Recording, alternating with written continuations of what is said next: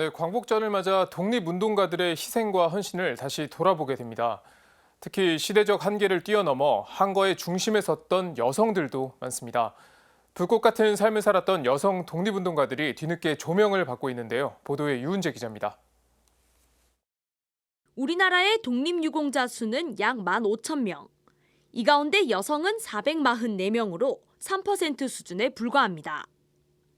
지금까지 독립운동의 역사를 이야기할 때 여성은 어머니 혹은 아내로 남성의 조력자 역할에 머문 경우가 많았습니다.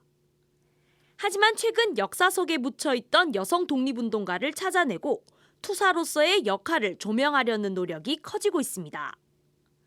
한국여성독립운동연구소는 올해 광복절을 맞아 여성 독립운동가 사전을 펴냈습니다. 여성 열사 100명의 자랑스러운 얼굴과 삶을 두 권에 나눠 세세히 기록했습니다. 우리 역사 속에서 한국 어머니들의 역사는 사실 좀 외면당해 왔지 않습니까? 그런 부분에서 요즘 미투 운동이나 아니면 젠더에 대한 관심이 더 높아졌던 만큼 그것에 대한 어떤 역사적인 그 원류 부분을 우리는 조금 주시해야 될 필요가 있다고 봤습니다. 특히 나라를 위해서 목숨을 바쳤던 여성 독립운동가 분들을 우리가 살펴보는 것은 한국 어머니의 아주 멋진 역사를 우리가 되새김질 하는 것이라고 보거든요. 책에는 가톨릭 여성들의 활약도 담겼습니다.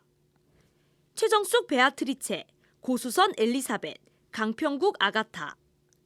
제주가 배출한 여성 독립운동가들입니다. 이들은 가톨릭계 학교인 제주 신성여학교에서 처음 만난 뒤 나란히 경성여고보에 진학해 학생 결사단을 꾸리고 시위를 주도했습니다. 최정숙 애국지사님은 가톨릭 쪽으로도 하셨고 그리고 우리나라 최초 여성 교육감이십니다. 이분은 일찍이 서운을 좀 받으셨고요. 이후에 이번에 서운을 받은 강평국 애국지사님 같은 경우는 33세의 나이로 돌아가신 분입니다.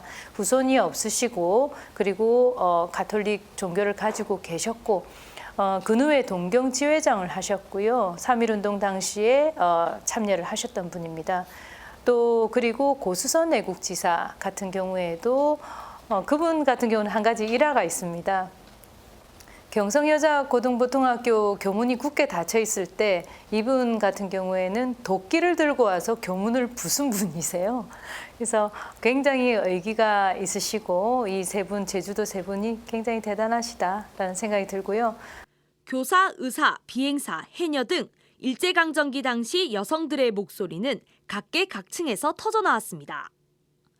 여성 열사들은 시대의 한계를 뛰어넘어 누구보다 치열하게 자주 독립과 평등을 외쳤습니다. 잊혀진 여성 열사들의 역사를 발굴하고 기억하는 일, 역사를 바로 세우는 길입니다. CPBC 유은재입니다.